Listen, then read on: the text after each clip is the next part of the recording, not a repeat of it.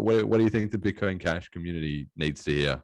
I think they just need to hear that we already have a working product. It's already fulfilling the original intent of Bitcoin, and to just use it for its use case, and understand if you're thinking of it as an investment or a speculation, that it's speculating on its future, but ultimately its use case now is already working.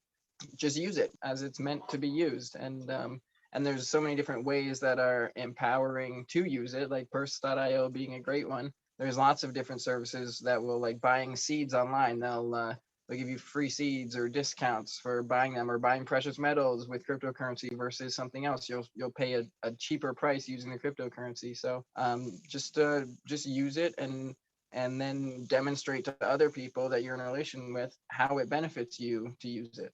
There will be no real non-controlled currency in the world.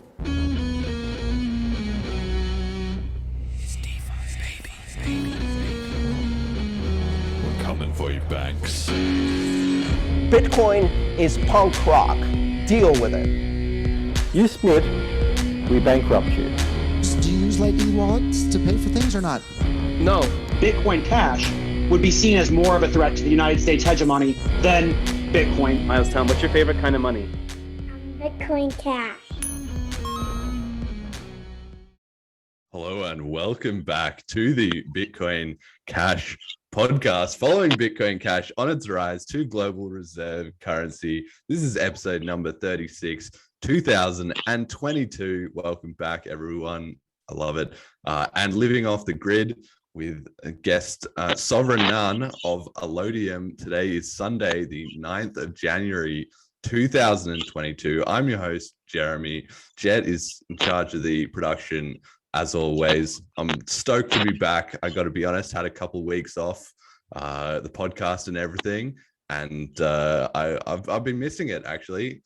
And so I'm really glad to be back, really fired up for a new year. Hope everybody else had a good Christmas and New Year as well too. But yeah, guest for today, Sovereign Naan, who is a sovereign individual, and it's got a very unique, living setup that most people would not kind of be familiar with, setting up their own, I don't know how to describe what's the technical description of it, as a free and sovereign state. Sorry, I'll give you a chance to introduce it. But yeah, sovereign individual and a big Bitcoin Cash and cryptocurrency supporter, and regular viewer of this show as well too. So yeah, sorry, go on, introduce yourself. Yeah, I was just gonna say it started off as kind of like an Earthship style, and then kind of grew out of that, using a lot of recycled materials, low-cost materials, and things from the local environment, to minimize the cost and just build a home and a shelter off grid. And then over time, that grew into a whole territory and a community center, and then learned how to form a sovereign state based off of the rights of the community. Yeah, so this is in Vermont, it's sort of enclosed in Vermont, right? It's inside Vermont. And what's the sort of total area of the space you have at the moment? It's basically 2 acres. 2 acres. Okay. All right. I have no idea how big an acre is, but I guess it's a pretty decent size. Yeah, it's like a football. Acre is like a football field size, roughly. So. Right. Okay. So yeah, two football size fields, and you've got just one main building there. I was watching in the videos that you have, or there's kind of a couple different buildings. Yeah, there's a kind of like a main living space, and then there's a separate. The idea is to create kind of a whole castle complex. So there's a couple towers which are separated from the main living space, and then some other ferro cement structures that are built upon tire foundations, which currently they're mostly separated, but the idea is that over time they'll all get connected and integrated together, basically, so that there's multiple living areas, as well as all of the means of production and tools and energy and all that sort of stuff, to have it all self-sustainable. That's so awesome. And you're living there, and so how many people are there like living there, and how many people total in the community? So what's their sort of interaction with the whole project? Currently, it's just me living here. At the most people that have been living here at any one time have been 5 or 6, and so I've been here consistently since 2014. That's when I first built it, and then stayed through that first winter. So that was 7 full build seasons, and I guess getting into the 8th year, I think. And then the cooperative that was formed, it has 54 total members who are part of it, and then there are, I think, a dozen people who are basically affirmed in that, because there's an affirmation, which is like a voluntary contract, so that people can be members without signing any contracts or affirming their sovereignty, essentially, which puts them into the separate jurisdiction that we've created out of our own right. So there's 54 total, and then there's I think about a dozen affirmed members, and then I think there's 6 stakeholders out of them. Yeah, because when I was looking into all the like content and stuff you've produced about this, it really reminded me of 2 things. One was when I was at university, and the university had a kind of similar like voluntary cooperative thing that had a property that was about, I don't know, about a 10-minute walk from the main campus, and they had all their own like gardening and sustainability and like crop growing and stuff going on there, and that was super awesome. I got to spend a little bit of time there, kind of in that community. I didn't live there or anything, but I just visited a couple times, and that was super awesome. That was, I think, about 30 people, maybe a little bit more. And then also in London, my mate was living at the warehouses. I don't know if you know about this either, but in London there was basically these areas with these like industrial warehouses that were sort of somehow abandoned, but they're sort of right in the middle of what's going on in London. And so some people kind of moved in and started like effectively settling in that space, and the I don't know, whoever were the original owners or the companies or whoever, they sort of weren't paying attention to it. They were, not really caring about it, and so a whole community was kind of created. A very expressive and sort of free thinking community just started up there that sort of operates a little bit under its own rules. And then at a certain point, whoever was previously the legal sort of title holder or whatever kind of found out what was going on and said, oh, listen, we got to like stop this kind of thing. But the courts looked into it and said, look, they've been there for ages and they've created a whole community and stuff. And the local government had some initiatives that they were trying to sort of make the area more lively and creative anyway. And they said, look, you've already got what you wanted. So, you can't force them to leave or anything. And there's this whole little subsection of the Haringey warehouses in London. If anybody is curious, they can look into that. But it really reminded me of your project, except yours I think is unique because it does have more of the, obviously, cryptocurrency kind of focus, and along with that a bit more of that kind of sovereignty angle, and really thinking about things from sort of an economic and a legal perspective more than a cultural one. Do you think that's a specific feature of the kind of Allodium project? Or Yeah, definitely. There's I've been interested in the kind of the overall economy and how the whole monetary system works for a long time, or several years before Bitcoin started. And it's so convoluted that it takes lots of research to understand how this whole, because it's essentially like a giant con of how it works, of how a small group of people get the authority to just create value out of nothing. So it definitely, that research into the whole monetary system has been an interest of mine. And then after I settled here, the whole legal and law aspect became another interest of mine, so that I could use that as a way to ensure that I retain my property and avoid any potential conflict with the judicial system and its enforcers. So yeah, I would say that's a unique aspect of it, and helps to kind of organize it and allow it to be public. And actually, the more public it is, the more secure it is in a way. And also the other thing is that there's no minimum, there's no minimum size for a sovereign state to exist. So there's lots of small sovereign states, like the Vatican is a sovereign state that's enclaved, and I think it's called San Marino it's actually the oldest constituted republic, which is a tiny little enclave in Italy. But essentially, once the lawful basis is established, then the potential for conflict with enforcers of the external judicial system is eliminated, because the communication happens on the level with the judicial system, as opposed to trying to deal with the enforcers and convince them of something. So that was an important the figuring out the currency model, which empowers all the members and is in everyone's benefit, and then the law kind of model, so that there's peaceful coexistence, essentially.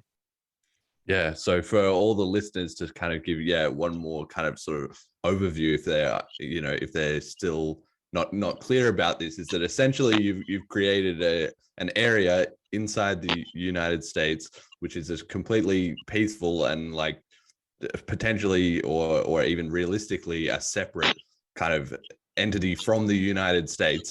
And I guess, I don't know if that's been sort of tested like you're talking about in the terms of the judiciary, coming in or having to make a ruling. But I suppose in the ideal case, it never gets to that state, right? Things are already operating quite happily and everybody's happy with it.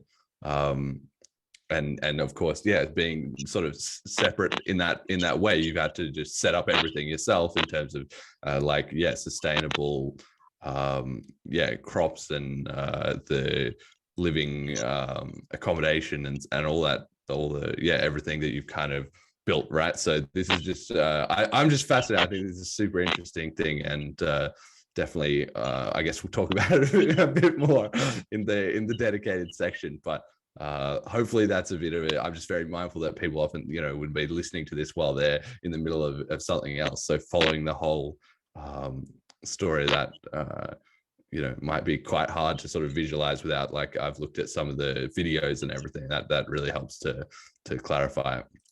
But anyway, we got to crack on with the actual agenda, I guess. So today, Bitcoin Cash price USD $373. One BTC buys 111 BCH. So we had a bit of a crypto crash at the end of last year, and now we're having a bit of a crypto crash at the start of the year, which I am in some ways actually not that surprised about. I did say on the Christmas episode that I thought everybody was a bit overhyped with the whole super cycle bull market. We're going to 150K, per BTC and all that. I'm still kind of hanging out for Tether to have a meltdown and for the whole crypto scene to really suffer. And I've been advising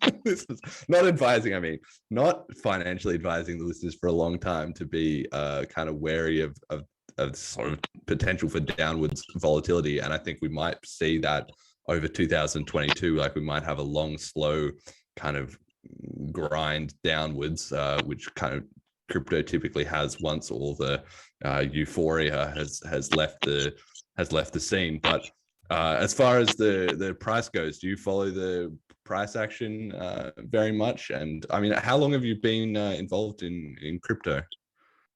I think in 2011, I first heard about Bitcoin from Max Kaiser, and then heard about it on a few episodes, and then it took me a few months to actually figure out how to buy some. And then so that's when I bought my first several Bitcoin in 2012, and went through that kind of the first wave, I think it was up to like 1,000 or something, and I was trying to tell everyone I knew about it. Then I got a few people into it at 1,000, and then it crashed back down. And I was trying to just fascinated me in the beginning, and it was just so great how it was frictionless, and there wasn't even the only real obstacle was getting it in the first place, figuring out how to get it. So I didn't get into it at the Mount Gox phase. I got into it from some other exchange that ended up crashing, and I lost 0.4 Bitcoin from that one. But that was when I got into Bitcoin. And then when Bitcoin and Bitcoin Cash forked, I wasn't following it that closely. I think I was like listening to maybe Jeff Berwick at the time, and he was kind of like, well, we'll keep both of them, and you don't really know what will happen. And then it wasn't until there's lots of different people talking about it, and it wasn't until really listening to Roger Ver where he kind of stuck out from the rest of the crowd as like, that guy is speaking like the truth, and I agree with what he's saying. And that's why I ended up supporting Bitcoin Cash as opposed to the whole Bitcoin Core and everything. Yeah, I mean, that's a really interesting sort of little historical, quirk that happened in this, right? Obviously, firstly, I mean, it's I had no idea you were involved, 2011, 2012, so very, very early. And I've often thought like this podcast by this point has had a pretty good collection of people who were in super early, and maybe I'll even turn it into a playlist sometime of just like it might be one of the the biggest collection of like interviews with very early Bitcoiners in a series like that in the world, I think. Or it might be trending in that direction, I don't know. But the interesting part about the whole split and everything was because crypto is decentralized, right? There's no announcement. There's no like, oh guys, this is what all went down, everything like that. Everybody's just going about their lives expecting Bitcoin to be Bitcoin. And then if they're more involved or they're more sort of following the news, as it were, they might be onto it earlier, and some people like later, right? So we've had a whole variety on this show of people who were following it super closely in great detail like I was, or people who just at some point were like, wait, Bitcoin's broken, what's going on here? And then having to figure all those things out. And as regards Roger Ver specifically, he was very outspoken, or there was a certain point where he really stuck to his guns with the whole it's a currency kind of thing. And so many of the other people who were prominent voices at that time, I was personally quite disappointed that they didn't. It was almost kind of bizarre that people like Andreas Antonopoulos or Charlie Shrem, Eric Voorhees, like these are the kind of people that I think about that were influential at the time, and they just didn't, they just kind of went along with things. They didn't really say, guys, we had a whole separate currency going here. What's going on? I don't know. Who were the other voices that you were sort of like Jeff Berwick, for instance? I don't know where he's at now, but I as far as I know, he didn't strongly take a side at that time either. Yeah, I haven't been following him recently. He didn't really seem to promote one or the other. The last thing I've heard from him, he was promoting like a pirate coin or some coin that he made and probably made a bunch of money off of it or something. And he definitely found a way to profit off it. And the same thing with Max Kaiser. He created his own coin and figure out how to profit off of pumping and dumping some shit coin, I guess is the phrase going around, which really annoys me when people apply that to Bitcoin Cash, because the way that I see it, Bitcoin Cash is the number one utility cryptocurrency that there is. And but anyways, I guess I can still apply it to some of the other coins.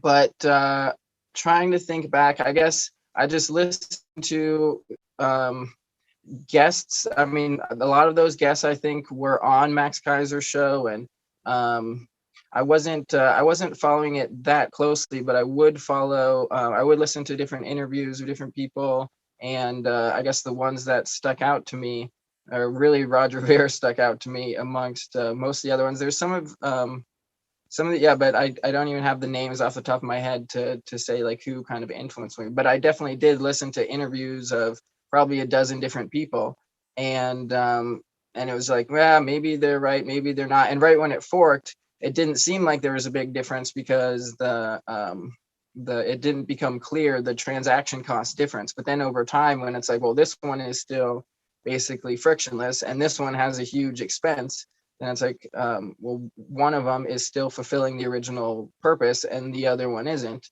And yeah, it was really strange how like the momentum and a form of market consensus developed around Bitcoin Core, and I can't I guess my view of that is like conspiratorial, but I don't even know if it's a conspiracy at this point, because it's like the facts are there of the whole New York agreement and the people who took part in that, and then clearly lots of money changed hands in order to bribe influencers, essentially, in order to from my perspective, the biggest revolutionary thing about Bitcoin is that it disintermediates this giant power system. And so obviously there's lots of interests in that power system that have lots of money. So, and I forget, there's one person who he talked about how he basically got interviewed by the CIA to like explain to them like what Bitcoin is or something before the whole New York agreement. So they basically, from my perspective, figured out a way to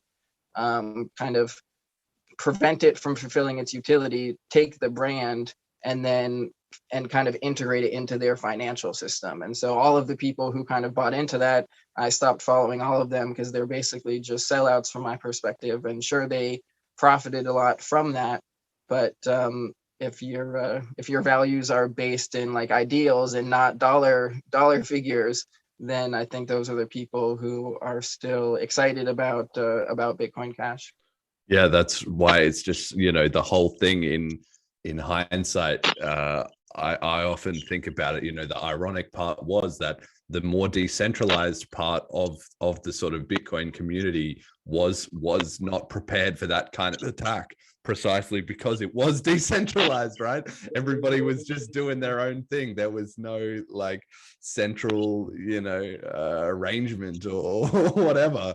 And so then when the BTC side of the fork, which was much more centrally coordinated, in the short term, they had a much easier time, and they sort of kind of, came out on top, even if they would have been probably, especially initially, the smaller the minority, but because they were more centralized, they were more coordinated. And then of course it's taken all this time, and now we might be starting to get to the point where the problems with that system and the fact that there are people trying to profit off it and whatever, that need to have the blocks stay small, because otherwise how are they going to sell their other solutions, is the problems now that the market has now started to route around that. But it's taken kind of all that time for the decentralized aspect to sort of slowly start winning back some ground. And I think we're going to see a lot more of that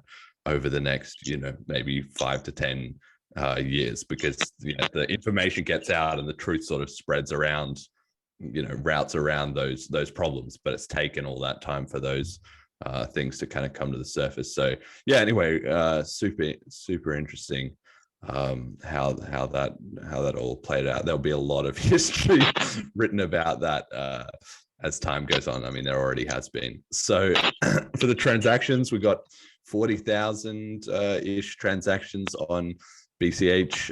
BTC is down a little bit too. It was kind of interesting that over the holiday period, things kind of quieted down a little bit, which sort of makes sense. I guess everybody was, busy taking time off and stuff. Maybe there wasn't as much commerce going on. Everybody had already bought all their Christmas presents or whatever. So you don't see much of that. But do you follow the transaction count that closely as part of, monitoring the health of the network? I don't, but I do think it's more important than the price, but I don't usually follow it that closely. In general, just from my perspective, I tend to have more transactions when the price is higher than when the price is lower. because when the price is lower, I don't want to spend it, and then when it goes higher, I don't like sell it back for dollars, but I'll spend it as currency. So it makes sense to me that as the price decreases, the transactions also decrease, and in that way, I think that Bitcoin Cash has a degree of stability and connection to the market forces in a way that that Bitcoin Core doesn't, because it's a lot more speculation based, whereas Bitcoin Cash is actually being used as a currency. So that drives the price down, but the underlying value is higher because it's actually being used. So it's a strange inverse relation.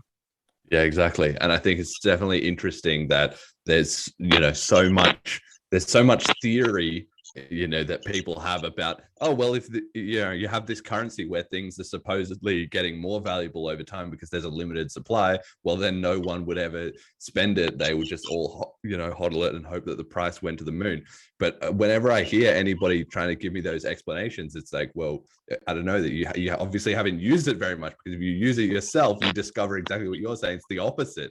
When the price is going down, everybody kind of gets like, oh, it's a bit of a bear market, but I know this is going to be solid in the long run. Let me like clamp down on my spending. And then when the price is going up, people are suddenly like, wow, it's like free money, or it's like, look at all this extra purchasing power I have, and they make more transactions. So yeah, I agree with you. It does have sort of a natural self-stabilizing mechanism where if the price drops down, commerce kind of dries up a bit, but it kind of has a higher base floor of all the like hardcore who won't sell, or who are just like, look, let me just ride this out and wait for the long term. And then when the price is rocketing up, that's when everybody's getting really excited, and transactions are flowing around a lot, kind of the opposite of what you hear a lot of criticism from outside the cryptocurrency industry, that well, everybody will just sit on this. It doesn't even make sense, because if the price is just going to the moon, like eventually someone's like, I want to spend this or cash it out. In the case of BTC,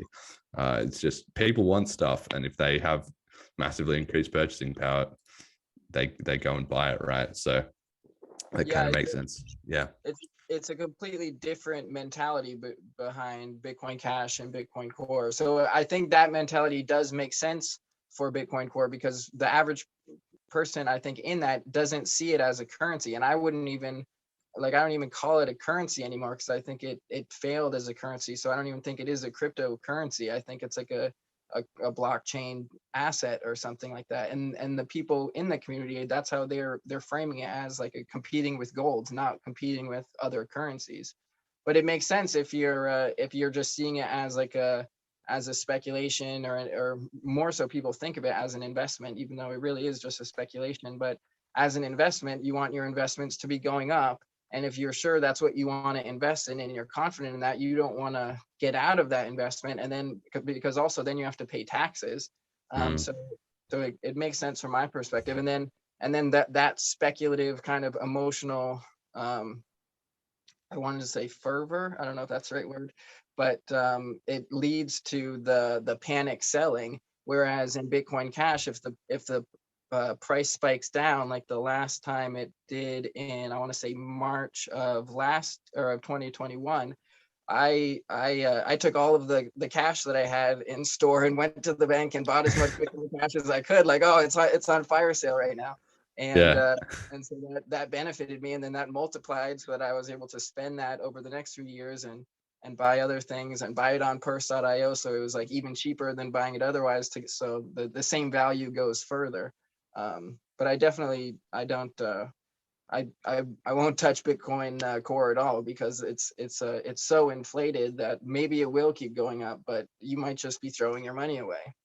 Yeah, there's got to be a tipping point. And that's one of the most interesting things, I think, in looking at these transaction graphs. And also we're going on here to the cent in USD as well too, where it's still been kind of pretty consistent for BCH, 4 billion a day. And with BTC, it's kind of dropping off. It's higher, but it's not really maintaining like those higher levels, because you would expect that if BTC was being used more as a currency, it would be growing, like obviously, because it would be connecting into more people, and the more coins would be flowing around and stuff like that. but instead it just kind of, you can almost like sense it when you just look at these graphs. It doesn't look like a natural economy forming. It just kind of turns into, I don't know, people who are settling up between exchanges, I think must be one of the main uses for it, that, exchanges that already have, hundreds of millions of dollars or whatever, they send like these big transactions among themselves. And when you watch the transactions on the network and you say, look, oh, here's somebody who just paid $3,000 for a transaction. It's like, this is not anybody even buying a house. Like, why would they spend that much money? It has to be just some huge reserve getting dumped from like one exchange to another, exchange. Like, there's nobody else in the world who would bother to pay that much for a transaction when there's so many better options available. So it is this kind of house of cards that there's obviously some degree of sort of real end users who are just sitting on it and hoping to get rich, but those people are kind of at odds with the actual users of the network who are paying the massive fees and hoping that it doesn't all just go like boom with them holding the bag, right? It's a weird dynamic. Yeah, I think the biggest use case for Bitcoin Core right now, other than just as a speculative investment, is just in those trading pairs, just because all of the different trading pairs are mostly anyways related to Bitcoin Core, that it's just like a legacy thing. It's not because it's performing that function better, it's just because it got there first and it hasn't been replaced yet, basically. And as it gets more and more expensive, there's more and more incentive to replace it with something that works better. Yeah, and I think that is starting to happen. We'll get on to talking about the Bitcoin dominance, which is obviously a huge indicator of that. But yeah, the existing liquidity, especially on the centralized exchanges, helps at a lot to stay at that number one spot. But by the same token, if it ends up with problems in that regard, then it will quickly spiral out of being like relevant if that loop starts to flow the other way.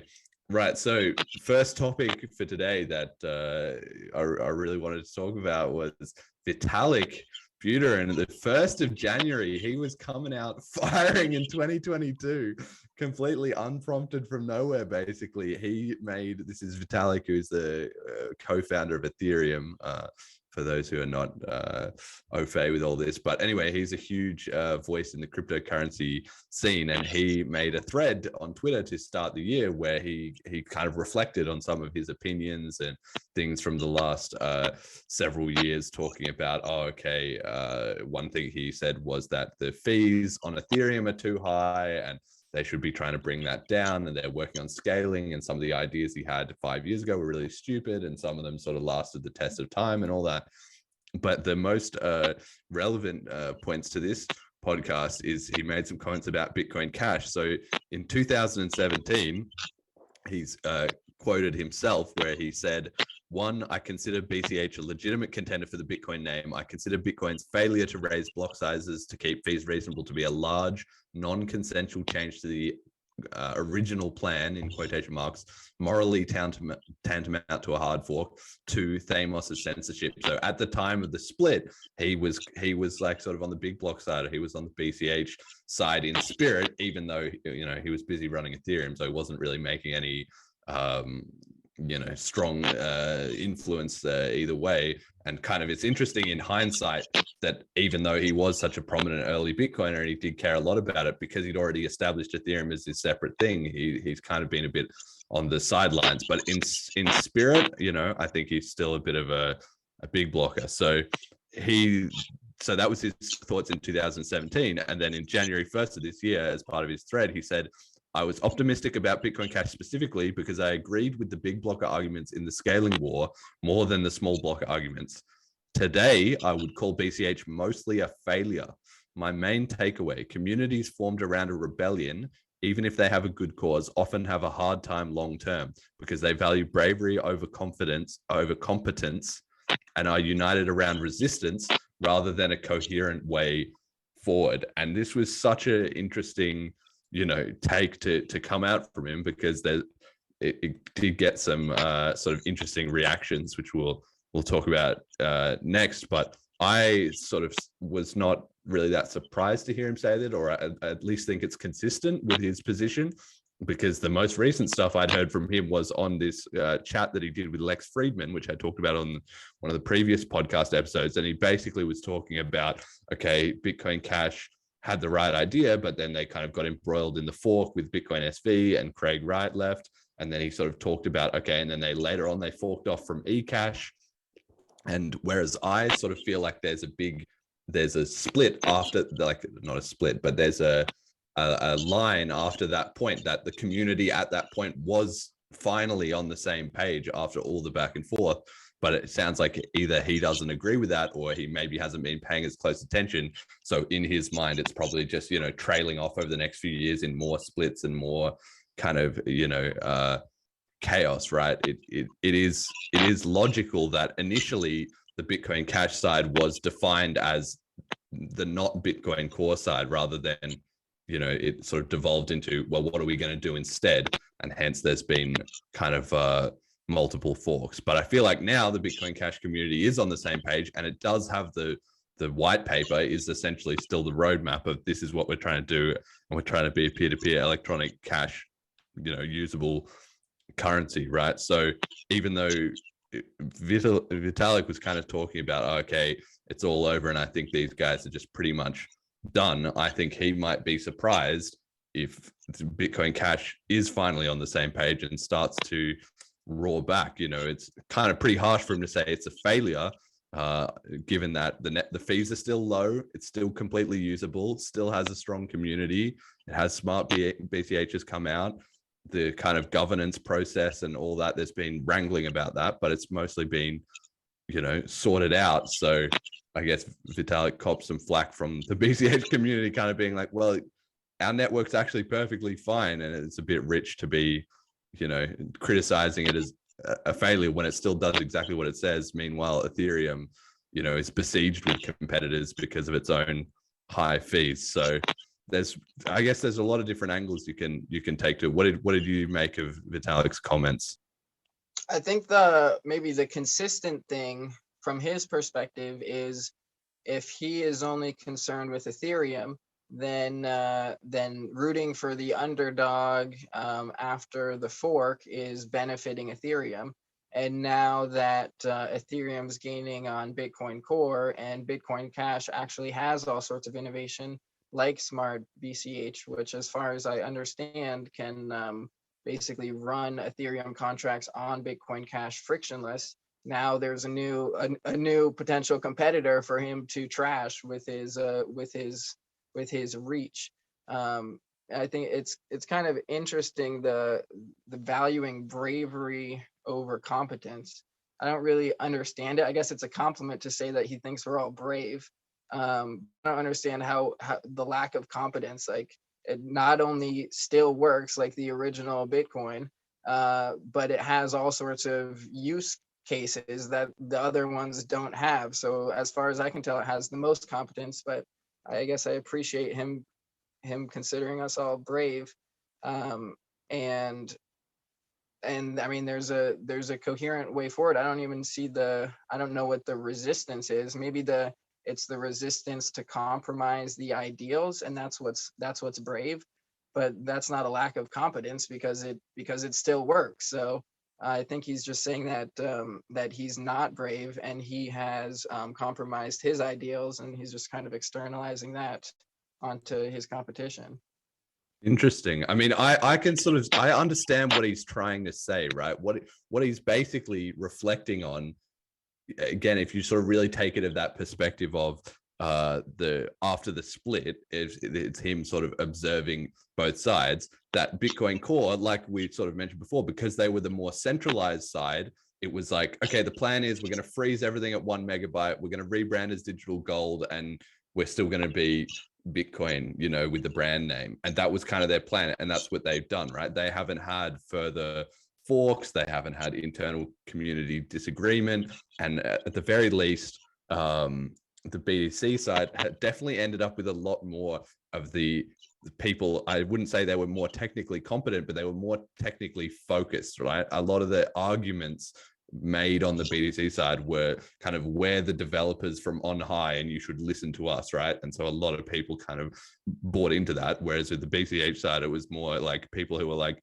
well, you can have any developers, like you need an actual working currency though. So it doesn't, if you guys think you're the high priests of Bitcoin Core, like we're obviously not going to listen to that when, there's other devs who disagree with you, who, make complete sense themselves, right? So why, so I think that's kind of what he's seeing. And it does make sense to me that he says, talking about being united around resistance, because originally, like, it's a game theory type of thing, right? If you want to, if I like one option and there's a camp that disagrees with me, the quickest way to get a win is to split them up, right? So you can say, okay, well, we can have Bitcoin Core, or we can have big block Bitcoin with 2 megabytes, or Bitcoin big block with 8 megabytes. And then suddenly, even if there's more people on the big block side, some might be on 2 megabytes, some might be 8 megabytes. And now they're kind of split amongst themselves and arguing, the details rather than winning one war before moving on to another one. And so because that's kind of how it played out, whether, deliberately or not, is kind of a matter for debate. But the fact is, the big block side started Bitcoin Cash, and then it later turned into Bitcoin SV, left because they had some different ideas, and eCash left because they had some different ideas. So I think, Vitalik is just sort of reflecting on the fact that the loss of that network effect, rather than everybody being on side with one plan from the start, means that it's, kind of easier to say, oh, okay, well, of course you guys haven't, at least in his perspective, made as much progress over the next few years. And I think that situation has resolved itself and will change, but I could see he could make the case that maybe it won't be like that. Maybe there will be more splits and drama. Do you think that's likely? Are we going to have more splits in Bitcoin Cash over the next 2 to 3 years, let's say? I think that I definitely agree with the point about the divide and conquer. I mean, that's kind of like the primary tactic or strategy or whatever to defeat the enemy that these kind of political or on many different levels. So that's how I see every split thus far. And I think that any Bitcoin that is splitting is basically doing so because there's still both innovation in that community, but also because there's in a way it's like a threat. Well, it depends where the splitting is coming from. Like if it's really from the ground up, then it could be like people innovating and going in a different direction because they want to do it better. But at least the way that I saw the first two splits, I definitely think were basically just divide and conquer tactics. And then the third one with eCash, I'm not sure about, and because it wasn't contentious, it leads me to think maybe it was just more just the developers wanting to innovate in a different way and try something different. And because they I haven't followed what's gone on with that really, but as far as I understand, it doesn't really matter because Bitcoin Cash already has, it's similar with the momentum of the brand that Bitcoin had, except the difference is that Bitcoin Cash is still working as the frictionless cryptocurrency. So so their whole innovation with that was to find a new way to adapt and evolve the blockchain. But as far as I can tell, Bitcoin Cash is still advancing and progressing in different ways without that need for I don't think the way that they did it was ideal really. So do I think it'll happen again? I think that's why Vitalik made these tweets, because on some level he still sees Bitcoin Cash as a threat. Like why else would you try, like why else would you even focus on it essentially? I mean, I'm sure he knows. I don't know how many different blockchains can run Ethereum. So basically I think that so long as there will always, I think there will continue to be kind of divide and conquer attacks, but I think they've been less and less effective over time. So I don't think that there will be effective ones in relation to Bitcoin Cash, at least not until unless or until it gets a lot more momentum. But I think like these kind of soft attacks from like different influencers, and I've just seen it in the last week actually, like specifically since the start of this year, different Russell Brand or JP Sears, like people who have millions of followers that I like to listen to, they're having on these crypto type guest people who all seem to be basically Bitcoin Core maximalists. And so I'm sure there's a monetary incentive behind that. And I think that they will continue, like, and the way that I see it in bear market, it benefits Bitcoin Cash. So if there's a bear market going on, and then the same agenda exists to make sure that Bitcoin Cash doesn't thrive, then it makes sense that as the bear market is happening, there's more of these kind of attacks against Bitcoin Cash, when realistically it's like, well, why is that your focus anyways? Just like after the fork, like, I don't know, for a couple of years there was just so much toxic communication, whether they're from actual people or bots or whatever, or maybe they're just spun up by different influencers of people just trashing Bitcoin Cash who don't really know what they're talking about, but because they're bought into Bitcoin Core, they just push that agenda. So if Bitcoin Core takes like a nosedive, maybe it will, maybe it won't, I don't really know. But it's almost like it seems likely that the knob of attacking Bitcoin Cash from that kind of social aspect would likely be turned up at the same time in order to kind of prevent it from thriving in that environment. So I don't expect like the attacks from those kind of money interests to stop. And so long as Bitcoin Cash still works and hasn't compromised its ideals, it still represents the same threat that Bitcoin originally did. So I think it'll continue, but so long as the utility is there, and as long as it still has a community there, it's not really going to make a difference other than price. And that's one of the main tools I think that's used in order to govern or manipulate people's mentality towards the coins, because people are so price oriented when really it's not about price. It's about a currency, about having a secure currency that fulfills a utility.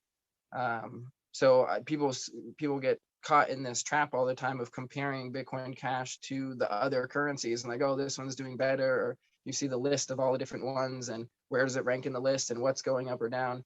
But I think it's like a psychological trap, really. That's the way that I see it, and the less focused I am on that, the better it is for my mental state, I think. Yeah, I agree. I think that's ultimately the real proving grounds of BCH, that maybe Vitalik or other people sort of dislike a Bitcoin Cash because it has had these forks and these sort of drama or whatever. But to me, that's the greatest strength about it. It's proven that, on both sides, if you're in the minority and you've got to keep the vision alive by splitting off from whoever, the well-funded other side or the people who didn't get it in the first place or whatever, then you can do that. That was the first fork. And then the other two forks are the opposite side, which is that if Bitcoin Cash has a small minority that want to do something different, well, that's fine. You can just let them go and Bitcoin Cash will stay Bitcoin Cash, right? And so since I know that there is a community that is independently able to assess the options and decide this is the real Bitcoin, as long as we're growing that crowd of people, which is just user education, right?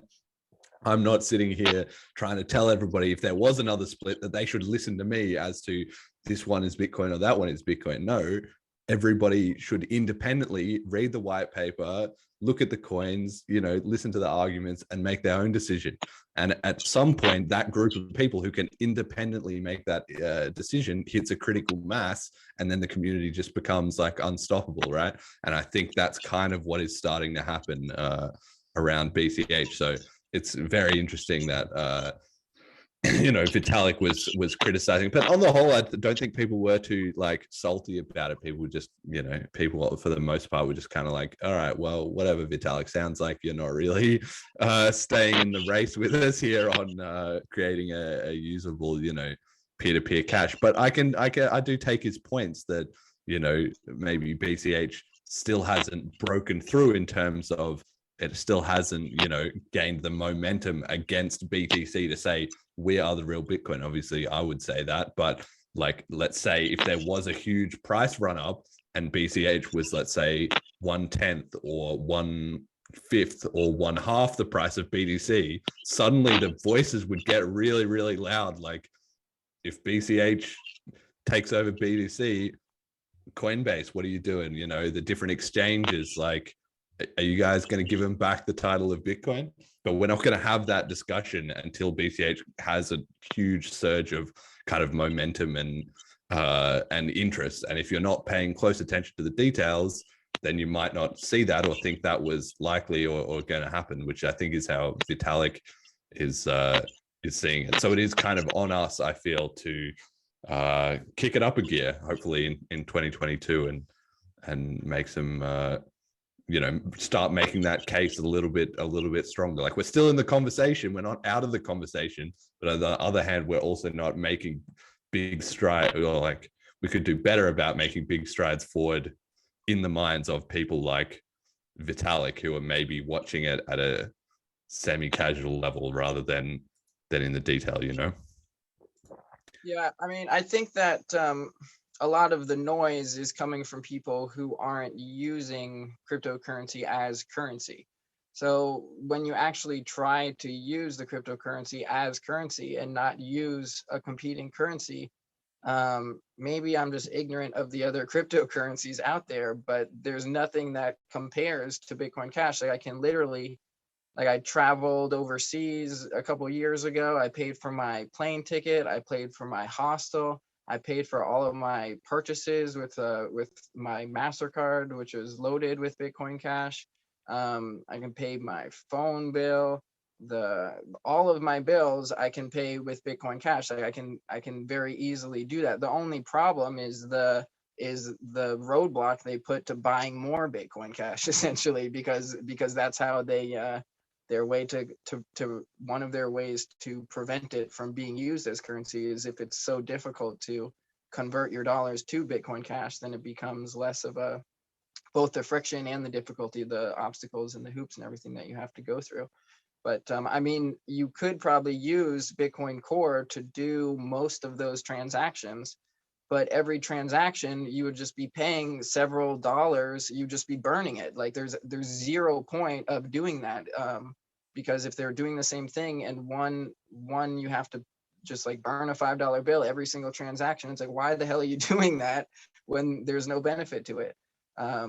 So I mean, I'm not following Ethereum that closely, but just from a couple of the things that you brought up, and you said that he said about their friction and him saying, well, he had some bad ideas and they haven't figured out the friction. It sounds like they don't know their way forward.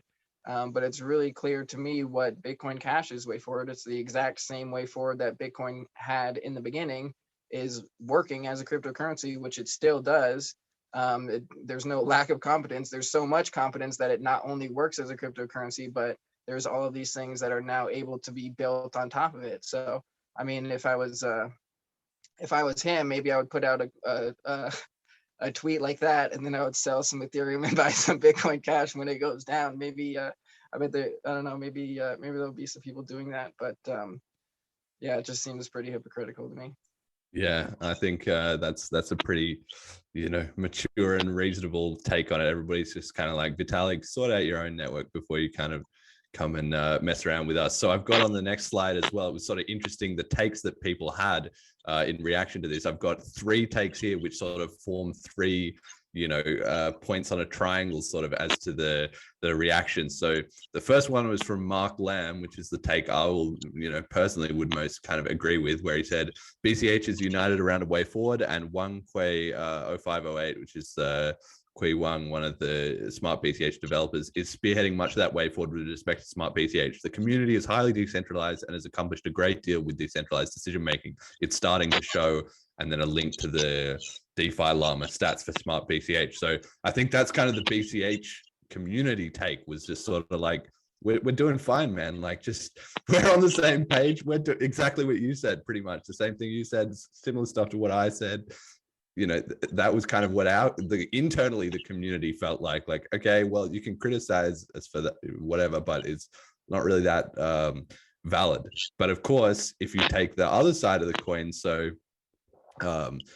Amori, the dev who was involved in BCH and then left with eCash, somebody tagged him in this post with Vitalik, to see what he thought, and he said, he is right, this is why I left. So the people still in the community are happy with the way things are going, and the people out of it, I sort of still trying to criticize. It was interesting. And then finally, I've got here Tone Vase, who is representing the BTC stand-in take, and his take was, I remain dumbfounded by what Ethereum has achieved in light of the fact that its creator never understood what a blockchain is and still doesn't. And I thought this was a classic take, because he's basically trying to shit talk Ethereum at the same time as BCH. He's trying to get jabs in on both of them. But at the same time, since ETH is now 50% of the market cap of BTC, and they are really starting to, challenge them seriously on price, which is the one metric that they kind of care about,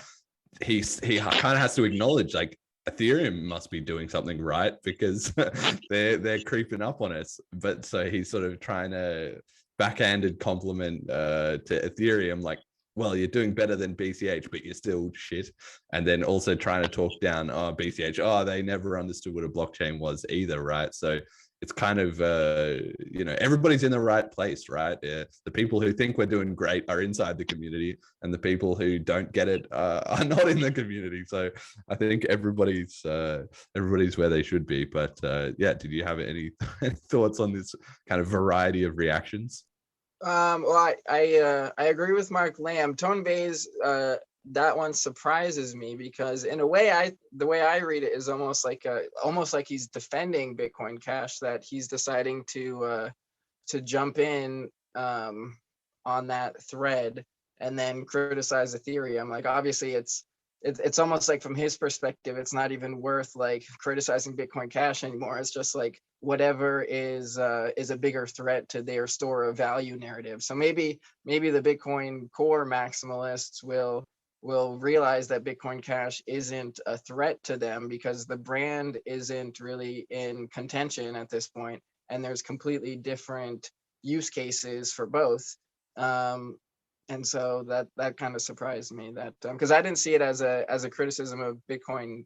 I don't think he's criticizing the Bitcoin Cash blockchain. He's just criticizing Ethereum, and that Vitalik doesn't understand what a blockchain is.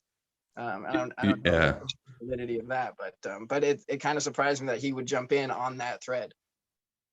Yeah, I mean, I understand he's always critical of Bitcoin Cash. And yeah, well, it's just that this, this tweet that he quoted was, I was optimistic about Bitcoin Cash specifically. That's kind of not as clear here on this slide, but essentially, Vitalik was saying, I at the time of the split, I was favoring Bitcoin Cash. So I think Tone is trying to get in there, like, you were such an idiot because you picked the wrong side then. And then he's also, like you're saying, sort of trying to get in there and trash Ethereum a bit as well too. So I don't, obviously everyone who's listening to the show can make up their own judgment, but I just thought it was so fascinating that Vitalik came in with this takes, and the eCash perspective was, okay, we left because we didn't like what was going on. Well, that made sense. Everybody was happy with that. And then the BCH take is, guys, we're actually doing good. Like, BCH mindset is very long thinking. It's very kind of like, we're happy to take some pain now or in the recent past so that everybody can get on the same page in a decentralized way. And then kind of start crushing it from there. So it kind of ties into the next slide I have here, which is that Bitcoin dominance has once again dropped below 40% of the total cryptocurrency market cap. So for every $10 worth of crypto there is, 6 of it is not in Bitcoin, and only 4 of it is in Bitcoin now, right? So this is not the lowest it's ever been, but it's very, very close. The lowest it's ever been has been in that kind of 33% range, sort of after the last bull market before this one at the end of it's sort of in 2018, right? Was the lowest it got was about a third before it started gaining background against the field of all competitors. But Bitcoin is looking bad against the field at the moment. Ethereum is now, consistently 50% of Bitcoin size. So there's 40% in Bitcoin of the total, then 20% is in Ethereum.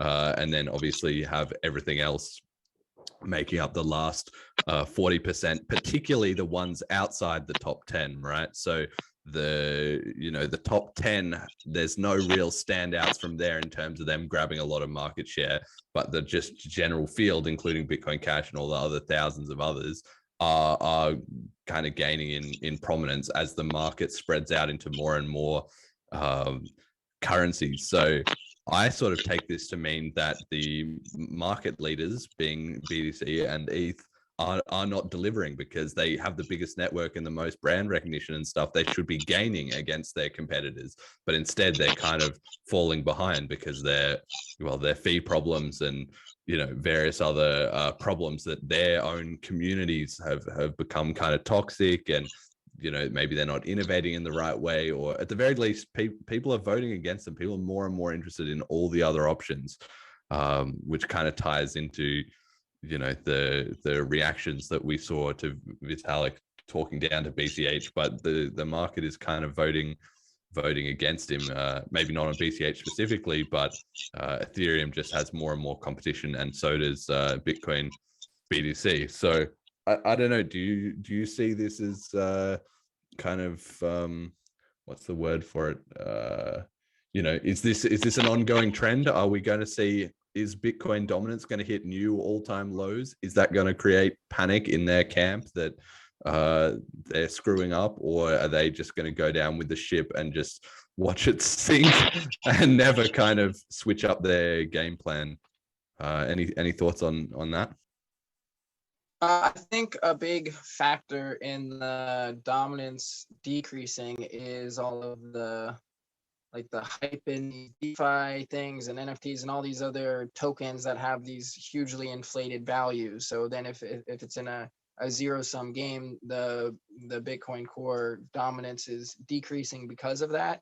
So I would kind of think, assuming, and a lot of that I think is also related to the kind of the easy money policies that we've seen, like a lot of the stimulus and all of that kind of stuff. So if there's overall more deflationary trends, there's going to be people pulling out of a lot of these speculative assets.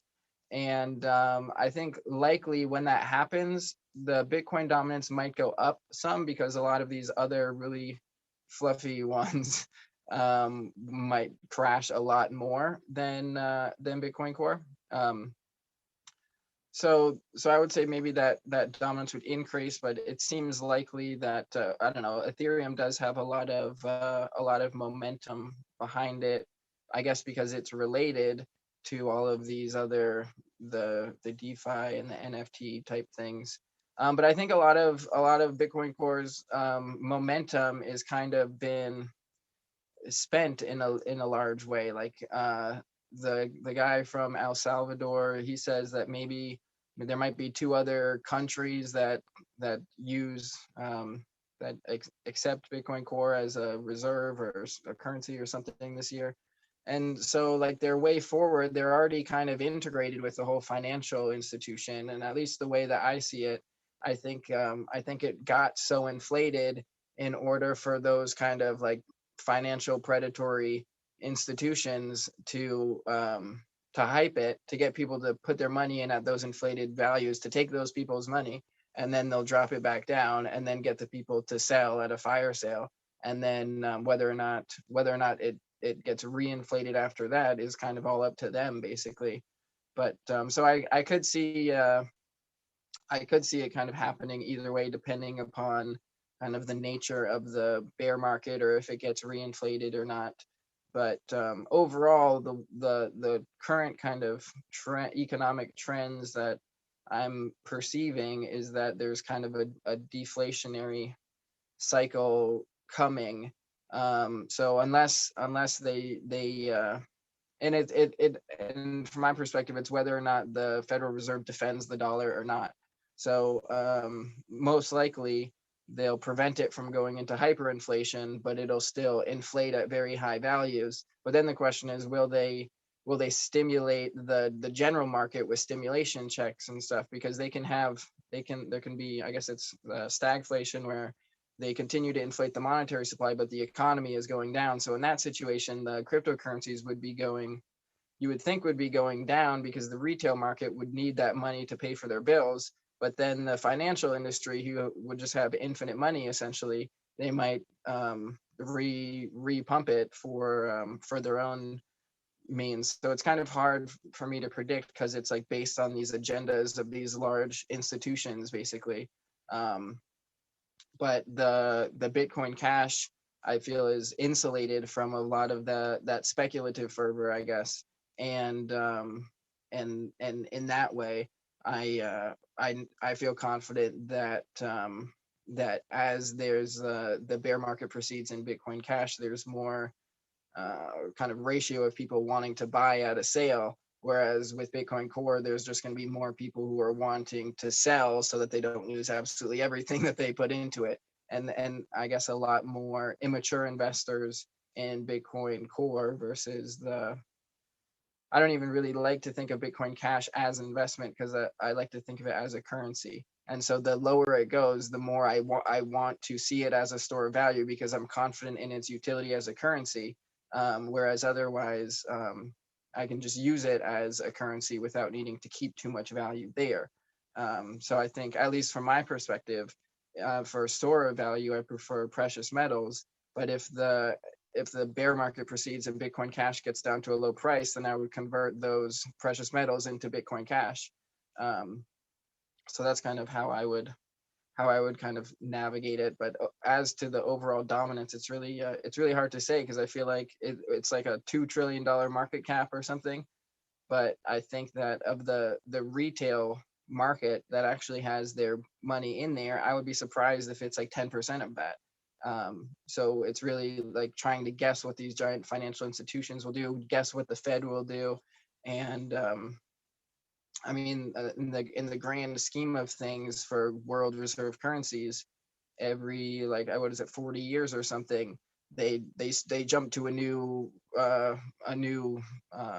asset backing, essentially, from France to the UK to the US. So I would think it would be more likely that they would jump from the US to China than from US to like Bitcoin Core. But then again, what China is doing seems to be kind of counter to the agenda of, they've had all these crackdowns recently in these different fields, which seems like it would be counter to a lot of those interests. So maybe from that perspective, they're like, well, who's gonna be the cart, or the horse that pulls the cart? Is it gonna be China, or is it gonna be like Bitcoin Core? So I don't know. But there's so much risk there, and compared with Bitcoin Cash, I feel like Bitcoin Cash is really steady in comparison.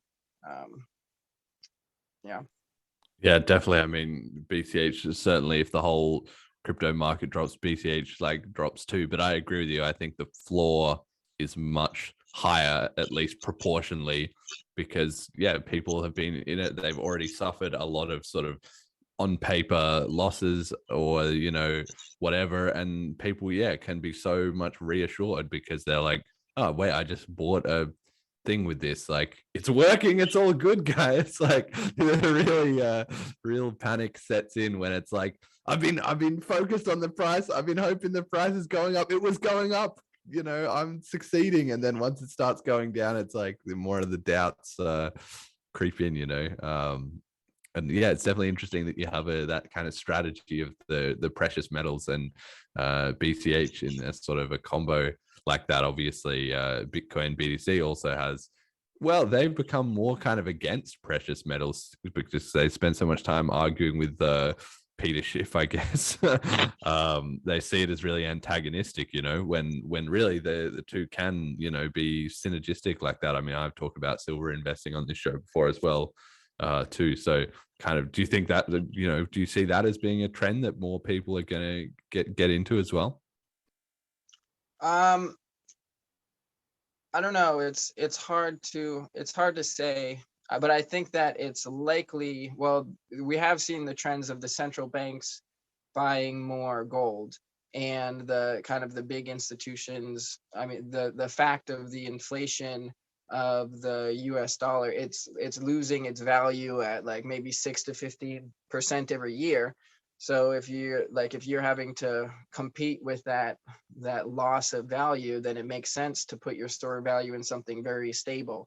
So as far as like where the floor is for Bitcoin Core, like the floor is, so like I would say the floor of Bitcoin Core is, well, I don't know, but it's relatively so much lower than Bitcoin Cash. And like from my perspective, like maybe Bitcoin Cash, the last time it bottomed out, I think it was like 150 or something like that, and I doubt that it would bottom out lower than that.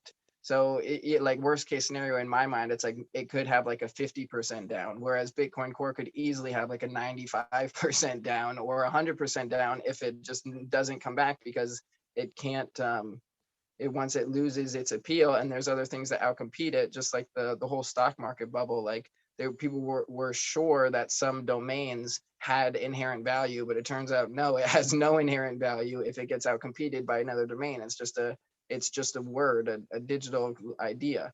And then compared to like gold, like I think that its bottom is maybe like 20 or 30% down or something.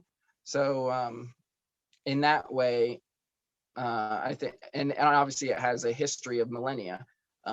So I feel confident in and also it relates to like a store of value is savings versus investment versus speculation versus like Bitcoin Cash is a utility. It's a currency which you can then invest in because it's an innovation that is beating all of the other innovations to perform the function of a currency, and there's a limited supply in that. But at its base level, it's not an investment; it's a utility. So that's the base foundation of that, which would give me the confidence to at some point potentially sell gold to buy this digital asset or digital like utility basically. So I would say definitely on the larger scale, I think we're going to see more kind of institutions and central banks be moving more into precious metals and other physical assets. But it's hard to tell with the retail market because it's largely like a herd that's guided by these various influencers.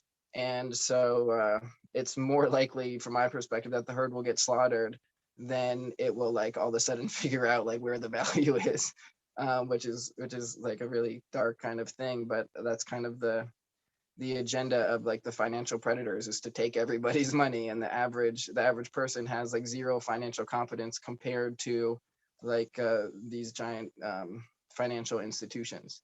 So I think for the most part, the people who have put their savings in real assets will benefit nominally as the currency continues to inflate and lose value, and it'll be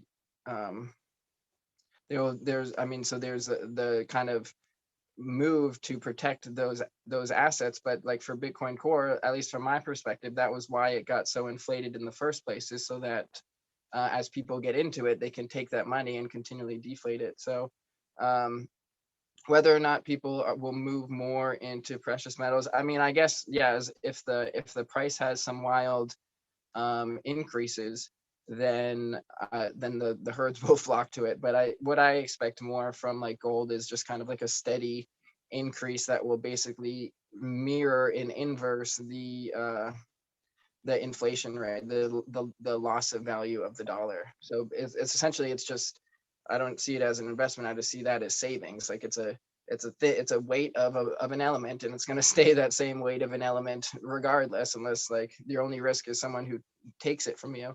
And yes, the relative valuation of that from other people's perspectives will change, but ultimately that's what makes it a very stable store of value. So I think it's so funny to see the Bitcoin Core people debate with Peter Schiff. Peter Schiff is one of the people I really like to listen to, and he's very educational, and I get a lot of information from him. And I think he's right on about Bitcoin Core, but I don't think he understands Bitcoin Cash at all, or has looked at it at all, or I don't think he would debate Bitcoin Cash because it's not competing with gold. Well, I guess at some point, Bitcoin Cash could realistically make gold obsolete, assuming that it maintains its utility. Then well, I mean, it wouldn't make it obsolete because gold will always have its elemental value. But as far as being a better store value or a better money, I think he's right about Bitcoin Core, but I doubt he would. I would really like to see him try to debate someone about Bitcoin Cash, but I don't think he would, because it's not in his interest. Like, he's not defending like gold against Bitcoin Cash, basically. Maybe in 5 years, we'll see. Maybe I'll debate him in 5 years. Yeah, dude, I would love to see that. I mean, I think, yeah, exactly. He's going to have such a tough time with the whole crypto thing, because I mean, he can stay in his lane. He can argue with Bitcoin BTC, but and that's fine. And he does have, you know, a few good like punches that he can get in there, right? Where he goes, oh yeah, but you guys just store of value, and gold has the history and blah, blah, blah, blah, blah. But as soon as he starts talking to a crypto community, like whether it was BCH or like Dash or just any other one that was just like, but hang on a second, I got paid in crypto and I paid someone in crypto. How is that not money? Like, you just finished. So yeah, I guess he can't really afford to get into that kind of debate, whether he's avoiding that because he can see that coming, or probably more likely just because he thinks he's got it all figured out with BTC. I don't know. But yeah, so let's talk a bit more about mining then. I want to segue from gold mining to crypto mining. We got Bitcoin Verde, who are one of the Bitcoin Cash node implementations. About 6 or 7 days ago, they mined their first ever block using their software. It was block 721,020. And this was really, really awesome. They confirmed it on Twitter and everything as well, but they left a message the way that people are able to tell what software is used to mine what blocks is in the Coinbase part of the block. When it's actually mined, you can leave like a small message in there. So they left one that said pool.bitcoinverde.org/verde/VT dollars follow the father star Ava pixel.kl. So I'm not really sure about this. Follow the father star. That just seems like a bit of a, I don't know, navigation advice or something like that. But this was a super important event because having more different kinds of miners, more different varieties of software used to mine, reduces the risk of there being a problem in any one mining implementation. And for Bitcoin Verde specifically, they had last year this project, the Bit Balancer, which I said was like one of my, you know, my favorite innovation that year, which was to allow people to mine on any of the software, and then it can cross-check against the other one, so that the miners have no risk of using different software, of having incompatibilities and then losing out with an invalid block, right? Which is a really, really huge deal. So as far as I know, this one was not using the Bit Balancer. This was just proving that Bitcoin Verde could, you know, had all the mining implementation and everything, and it could work. And then I guess the Bit Balancer part is going to come up as well, so then they can have more mining of Bitcoin Verde and BCHN and the other different node softwares. But I was super excited to see this, because it's all adding to that same theme of building a diversified mining infrastructure, which I think is massively important. Because if you have a diversified mining infrastructure and diversified node clients, then really the only other things you need are diversified wallet providers, and which there's already like quite a lot of, and then diversified information sources to the community. And once you have those four things, there's no central point that can be shut down or really fucked around with. So this is a huge win, I think. So I wanted to shout out them. But yeah, do you follow the mining much, or were you impressed about this? I looked into Bitcoin Verde at one point, but I honestly don't fully understand how the different clients can put like different blocks on. Like I think when I looked into Bitcoin Verde, it was like it had other potentials that you can do with Bitcoin Verde that you couldn't do with the other client. Is that correct? Well, it's this, essentially they're all implementing the Bitcoin Cash protocol, basically, and they can be written in different software languages, and then they can be slightly different in the sense that of the nodes that we have, like some of them have like some of them I think don't even have a GUI maybe, so there is no like wallet that you can just use by clicking buttons. Like it's more just straight to the terminal. I think that's the case. There might be one or two that are just like that. Obviously Bitcoin Verde now has mining. I don't know if all of the 6 implementations all have mining at the moment. Obviously BCHN does, because that's the one that most use, but maybe some of the others don't have mining, or in the past Bitcoin Verde didn't have support for mining because people were not using it to mine. So there may be some kind of slight differences around the edges of what you can do with it. Bitcoin Verde also has an inbuilt blockchain explorer and stuff, which the other ones don't necessarily have. So you are right, there are these kind of slight differences in functionality, but obviously they all agree on the main, how a blockchain works and how to send money from one to another. Okay. Yeah, I don't fully understand it, but it sounds like good news. The free market is finding more solutions, and that diversity will end up benefiting. It seems from my limited layer of understanding about the mining clients. Yeah, I'll have to do an episode focused on mining with an expert at some point. But we don't need to dwell on this all too much. But I just thought that was just really, really excellent news. And if the Bitcoin Verde team, they only just mined this one block, as far as I know, they didn't mine another one. I did check, but it doesn't seem like they mined another one. But if they can mine a couple more blocks and get the balancer running with this proven in reality, in production, that would be absolutely massive. No crypto community, as far as I know, is even close to having anything like that. So that would be massive for decentralization.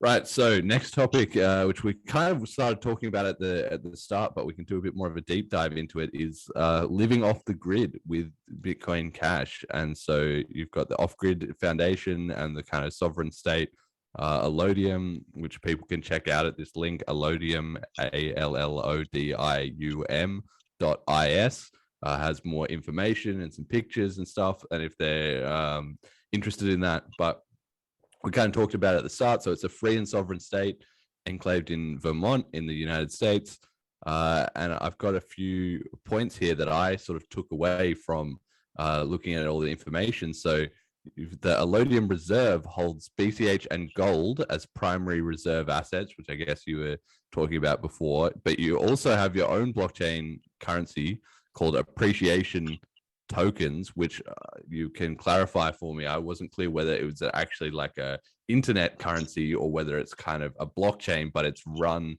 almost like manually on a spreadsheet, because it's a smaller community. They've got 54 members that are involved and using this, and obviously you can also talk about how BCH is accepted obviously as a currency for a variety of produce, so with shipping available. So I don't know, there might actually be people in your area or even globally, I don't know, can I order a cucumber or something from you? That might be super cool. So just talk a little bit more about the project and all those different aspects to it. I don't know, whatever you think is most important. Okay, so I guess I'll start off with the currency. So the after learning about the whole debt-based monetary system, and figuring out that like how it works economically, but it also results in everyone being in debt. My intent was to basically invert that to create a system that would also work economically with the free market, but would result in everyone being in a state of abundance. So the base, there's 3 ways that the appreciation tokens are generated, and well, yeah, okay, I'll get to that later. So the first is that every member of Allodium generates 1 token every day. So that's the base inflation rate, which is evenly distributed for everyone. So it's like an incentive for people to be a member of Allodium, that they generate 1 token every day. And then the second is incentivizing labor, investing labor to build up the foundation. Currently, it's just this 1 property that's staked to Allodium, but there could potentially be other properties that are staked in other places. And then the kind of like several or many different nodes of property that can then provide for the members, so that people can go to one place or another and have a community and a place to live, and maybe a way to contribute to them. So the second incentive, or and form of appreciation token generation, is through work. So literally proof of work, the labor that people do generates the tokens. And then the third is basically proof of stake, that people can stake 1,000 tokens to create an OG cred, which is a stake in the cooperative, which then generates additional tokens, and that's also used as like a weighted vote. So when I said there's like 6 stakeholders among 12 affirmed members, the 12 affirmed members are within the jurisdiction of Allodium, but only like 6 of them have a stake in it, essentially. And so the way that it's operated is a blockchain, which is manually maintained, but it's also hosted on it's been hosted on the Waves blockchain for at least 4 years, over 4 years, so that it's a cryptocurrency on the Waves blockchain. So it's kind of like we operate a manual bridge, basically, so that you can bridge your appreciation tokens from the offline ledger, which is and then to the Waves ecosystem, so that you can have it directly on your own wallet, and then exchange it on their exchange. And my intent, and for the last year, has been to also set up a bridge to the Bitcoin Cash ecosystem as well, so that we can have appreciation tokens on that you can have on your bitcoin.com wallet, and then exchange it there as well. And my technical prowess is very limited, so I ran into a few roadblocks, and I wasn't sure the best way to go with like the SLP tokens or the smart BCH. But at the scale that it's at now, it works to manually do that, and then just to manually facilitate that bridge. So currently there's a block every week. That's the block time. So every Tuesday, I publish a blockchain report, which shows a ledger of all of the accounts and how many appreciation tokens and the OG creds and how many tokens were generated in the last week. And then so there's a blockchain of all those back to the Genesis block, so you can see where all the tokens are going to and where they've been. And then if you transfer them off of the Allodium exchange onto the Waves ecosystem, then it becomes not tracked, but the total amount of appreciation tokens that have been transferred to the Waves ecosystem are tracked. So like the liquid pool that's in the Waves ecosystem, there's a value for that. So in the same way, once we figure out how to do but hopefully with help from other people, figure out how to set it up on the Bitcoin Cash ecosystem, that'll basically just be another row in the ledger of the liquidity in the Bitcoin Cash ecosystem. And as there's more supply or demand in either ecosystem, that determines whether or not that it makes sense to continue that. So the Waves one, it's like there's not really much liquidity for the most point. It's just like a price fix every week basically, and it stays roughly around 25 cents a token. And so that's and then ideally it will adapt into its own blockchain, so that I don't have to manually facilitate it. And as it grows, that will become a necessity. And then as well, doing the validation of ID essentially, which is relatively easy as an individual and the people. But once it becomes all online, that's a whole nother aspect of how to do that. So that's kind of the direction of how it will kind of adapt, is first get onto another platform, which I think I like the Waves platform, but it doesn't have like a community like the Bitcoin Cash community, I feel. And it just benefits Allodium to be on multiple different ones, but it was just on Waves first because that's kind of that's what they marketed themselves as, is primarily for people to be able to make tokens there, and it's just really easy. And so then the produce that is available is, we have a number of different produce. The neighboring farm has grass-fed beef, and the way that the legislation is when you take the beef gets slaughtered on the farm, so it never has to go to like a slaughterhouse and get all that stress and hormones and everything. It all is all grass-fed and all natural, and they like have a very humane kind of death as they're like eating grain and stuff. But when you slaughter them like that, you can only sell animals by the half or by like the full animal, and the average person doesn't want to buy like 500 pounds of beef or whatever. Like you have to get a whole freezer to fill it up. So because Allodium is in its own jurisdiction, there's no issue for us to be able to sell like beef by the pound essentially. So we can buy like half of a animal and then sell it by the pound that way. So there's beef available. There's also Lugol's iodine, which is an important supplement. We got that in bulk and I bottled that up. That's available.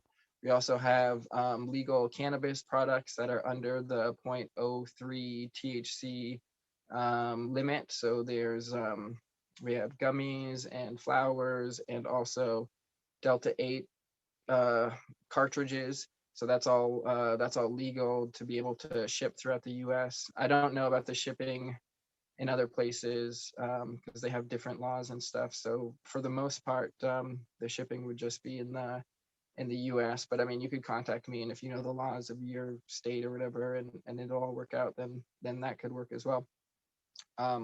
So the produce that we have available creates the utility basically for the appreciation token. So and another kind of reason to create the appreciation tokens in that way is it's basically a way that people can onboard into the crypto community without having to go through all these hoops, because they once they become a member, they just start generating tokens, and then at some point if they want to extract those tokens and convert them into another form of crypto, then that can all be done without any kind of KYC, because it all starts in its own jurisdiction.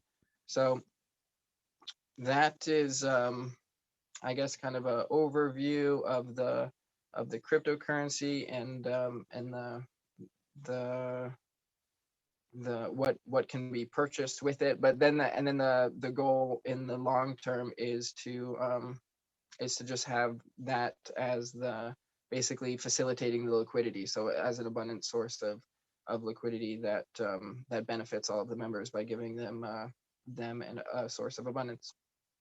Yeah, I mean, yeah, go on. Well, I wasn't sure. I forgot at that point what if your question was everything in relation to Allodium or just the currency system. But I think I covered most of the currency system. Yeah, no, it's super cool, and I think there's a few elements that I really want to sort of highlight to listeners of the show here that they might not sort of understand at first. But so obviously, maybe we'll see. I'll have to look into it. I'm in the UK, but it'd be pretty cool if I could buy a steak or something that had come like directly in BCH like that. That would be so awesome. So we might look into that as well. But what you're talking about with doing a manual blockchain is very important for people to understand that the concept of a blockchain actually has nothing to do with, well, it's not directly related to the internet and the way that we think of, people might think of a Bitcoin or, Bitcoin Cash or Ethereum or whatever. We do it over the internet because it's just the most convenient and easiest way of operating. But in theory, or in practice, as you're doing, even if you took away the internet, you could still run a blockchain system in various ways, even to the extent of like proof of work calculations being done on paper, with a pen and a piece of paper, and people announcing, look, I've solved this, cryptographic hash and whatever. And there would be practical sort of problems with doing that. Obviously, at the scale cryptocurrency is now, you couldn't just swap out Bitcoin Cash for all being on paper without a lot of grief, in the short term.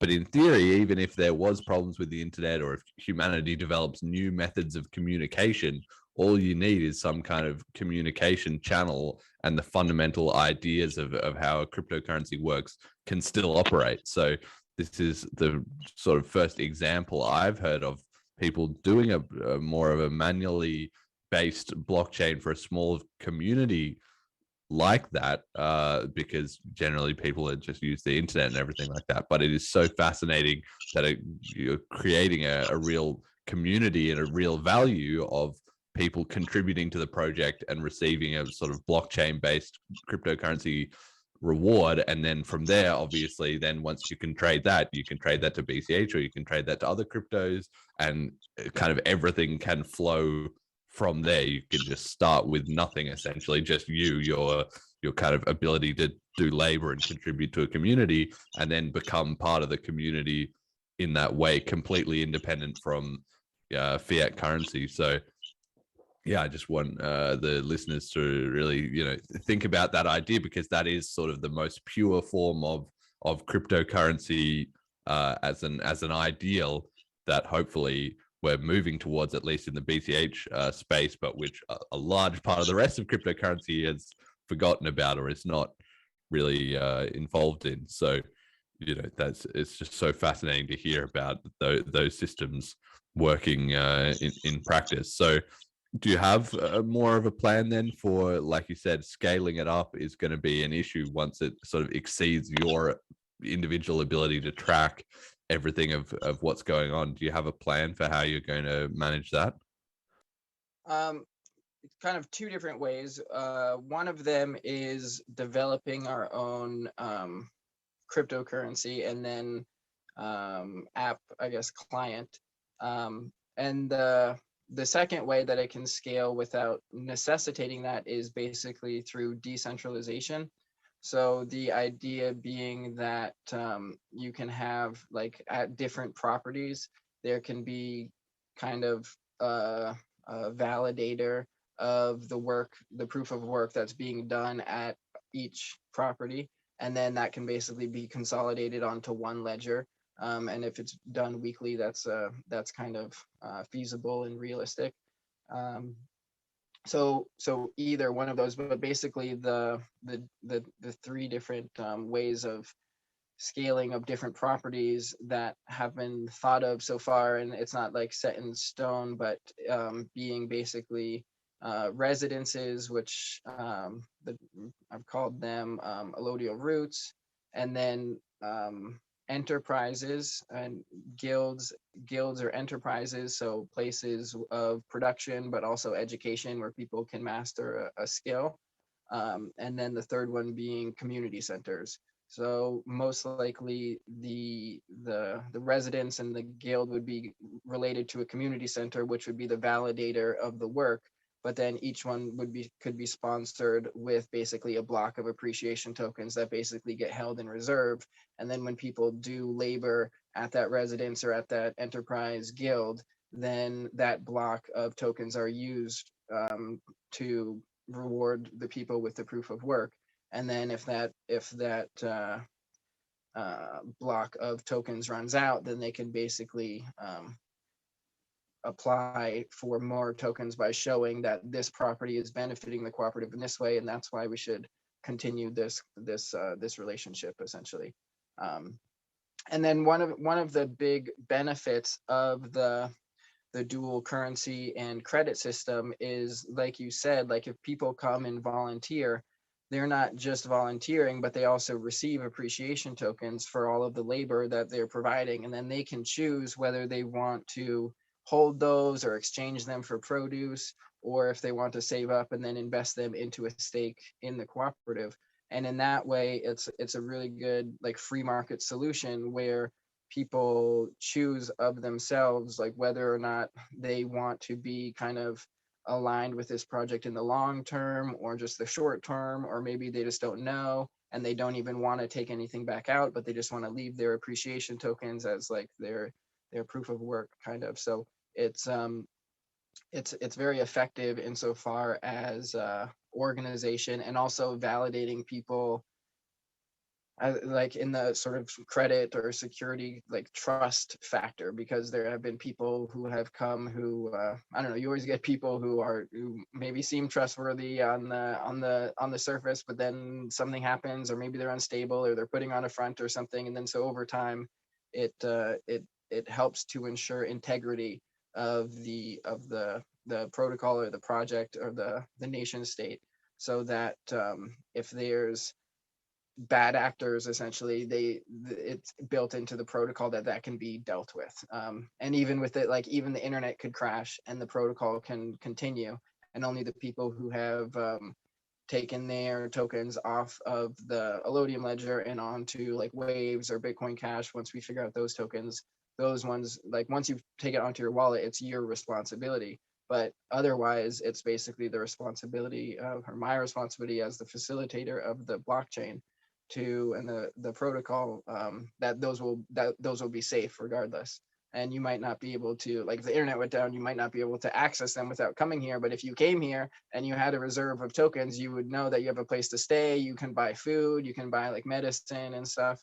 So it's a way of facilitating organization as well as the free market. And yeah, kind of also in with the mentality that the current systems are failing, and so we have to kind of like create from the ground up new solutions to that. And starting from scratch off grid, there's no association with the legacy system. Like there is no buying land or buying permits or getting permission from anyone in order to create. So that makes sure that it's complete, that system has no kind of claim of authority over what we're doing here.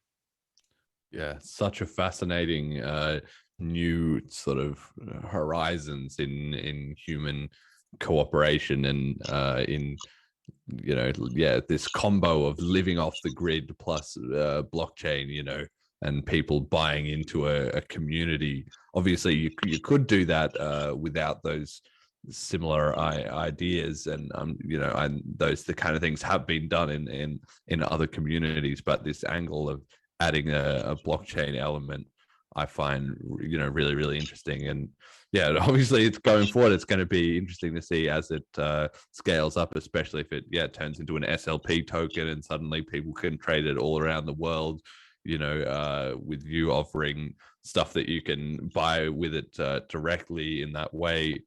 I think it's going to be, I'm going to be so excited to see. I definitely want to try and get some products off you as well too. So we'll talk about that afterwards. All right. So next up, I've got some thoughts that I had over the holidays, because obviously I had a couple of weeks off the podcast, like I said, and I was sort of thinking, okay, we wrapped up what happened in 2021. What are we going to do in 2022? What does crypto need? What does the Bitcoin Cash community need? And with a couple of weeks without doing the podcast and just more time to reflect on it, these were the sort of thoughts I had. So I figured that, look, it's 2022, and I put a lot of stock in the year changing, because obviously it's kind of arbitrary, you know, the number on the day, the number on a calendar. But the thing is, I think there's a psychological impact of everyone in the world kind of resetting themselves and being more open to a new idea and thinking, okay, whatever was happening in the past, that's kind of a bit, that chapter is kind of closed. So in that respect, you know, it's been 5 years now from 2017 to 2022. In August, it'll be that BCTC and BCH split. And obviously we've talked about it a lot today, but I think that's just in the past now. The BCH community is on the page with itself. Doesn't really matter. In fact, they're completely going off in their own direction, and that's fine. So I think more and more of the world as well will sort of, like Vitalik or like other people like that, if BCH starts doing really well, they'll really be thinking, wow, you know, this has been in the game a long time. Maybe it's time I actually thought about this seriously. I also thought that the smart BCH burning coins, so it's now burned 165 or a little bit more coins on people using smart BCH. And the more I thought about that, the more I thought, wait, this is actually going to be huge, because it supports that flaw that we were talking about before, that you know, if you have people using it in real commerce, then that means the ratio of speculation is quite low. And at the same time, this burning is like, it's like having an additional person who is buying up coins effectively by burning them, based on real utility, based on people actually using the apps and getting involved in the community and being engaged. And so the more I thought about that, the more I thought, wow, you know, that really could help BCH to detach from the rest of the speculative market. And if a good, you know, surge of usage happens, if it keeps burning coins, eventually it's going to burn through all the supply that is just kind of floating around in random speculators' hands, and then it'll just, you know, the price just will have to start going up, basically, because the people who are already in the BCH economy are not selling it out for fiat. So where are people going to get those BCHs for their smart BCH? They're going to have to acquire them, you know, into a rising price, basically. And I also just sort of thought, look, I think BCH just needs one or two kind of killer apps, you know, like we've got smart BCH, that's awesome in 2000, you know, so it could be something that launches on that maybe. But in 2021, I feel like noise.cash and read.cash were just like all stars in terms of getting loads of new people onto the network to try it out, to experience it. It's a new use case. It's a kind of platform that a lot of other cryptos don't have. And I think if you just add one or two more of those in 2022, that will be, you know, a massive boost to the community. I don't know what kind of apps they would be or who's going to develop them or whatever. We're going to see probably in 2 weeks whether Kim.com delivers with his platform K.im. That could be it. It could be something on Ethereum that gets or on, you know, an EVM chain that gets ported over onto Smart BCH. But I just only, you know, I think it only would take one or two apps to add a bit more oomph into the ecosystem, or to onboard a few new people into the concept, and I think we'll be kind of flying. So those were my reflections. Any thoughts on any of that? So for 2022, I'm excited about it finding a bottom. I think that'll come in this year, and so I'm looking for that for a buying opportunity.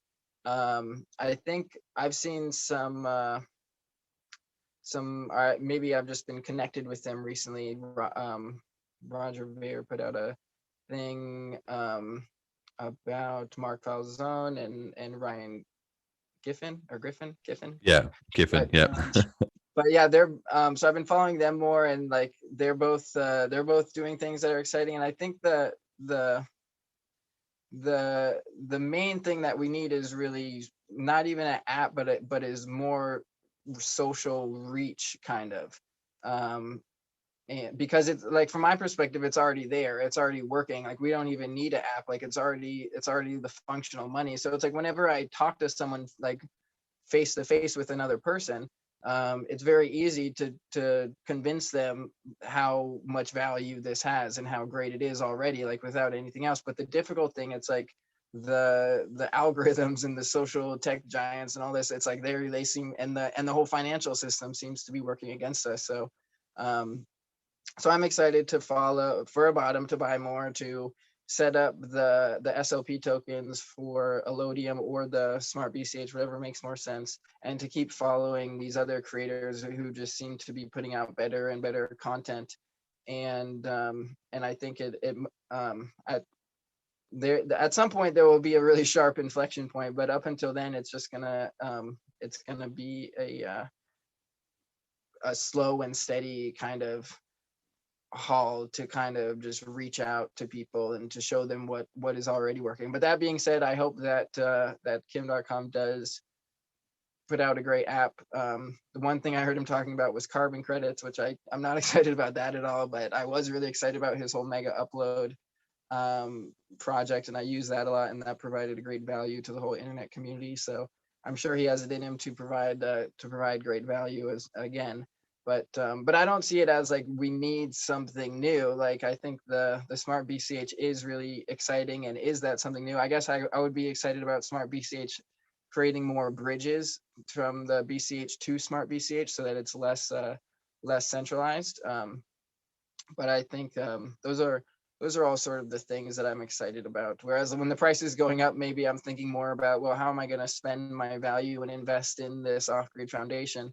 When the price is going down, it's like, well, when am I going to time my move to turn the store value back into Bitcoin Cash and support it at its like low point, basically. Yeah, it makes sense. I've got once I thought about these points I thought, okay, so what is the more concrete steps, for implementing some of that stuff?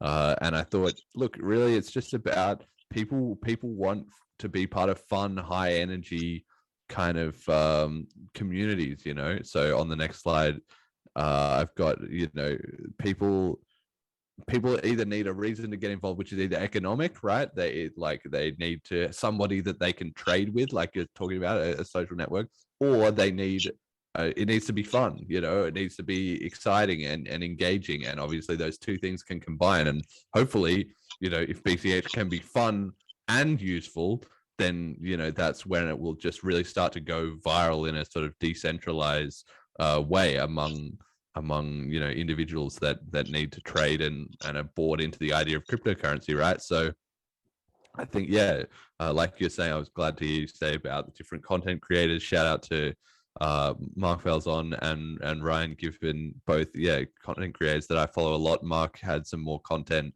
today actually about what was going on in El Salvador and his reflections about that, and just following that story it's really just anybody who follows his content knows it's going to be all about actual money and stuff, because that's what he's so focused on. Are people actually using this as money in El Salvador? Are they having problems? What other systems could they have?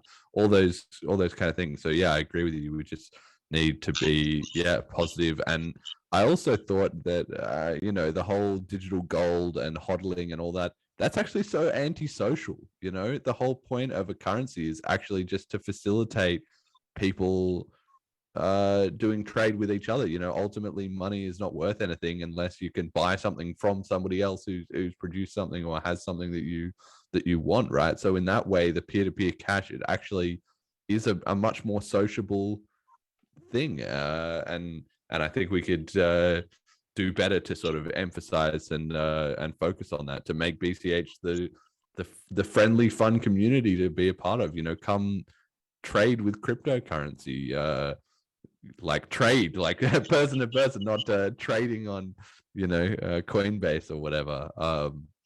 So that's just some thoughts that I had to the community that I don't know who's gonna take away from that, but hopefully somebody does. Yeah, and a lot of the greatest use case for it is going to be in places where their currency is basically devaluing faster than the cryptocurrency. So when it's in a bear market and everything else is inflating, it's a comparison where where is my value going to be upheld the best? And precious metals they'll store your value, but they're not a good currency, because when you buy them and when you sell them, you lose money on that basically transaction, because you have to buy above spot and then maybe you can sell at spot.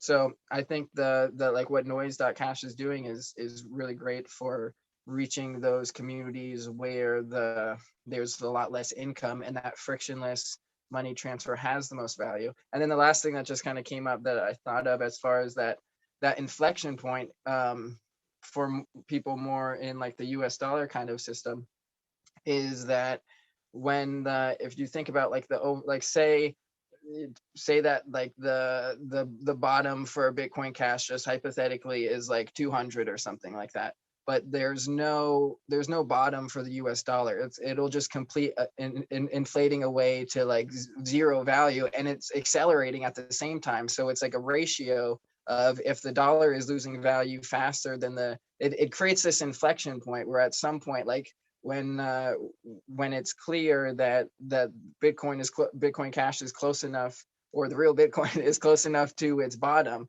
then it just makes sense to pile all your dollars into it, because there's less risk. It's the most liquid currency. Like, you can buy the precious metals with it, or if you really want Bitcoin Core, you could buy it with that also.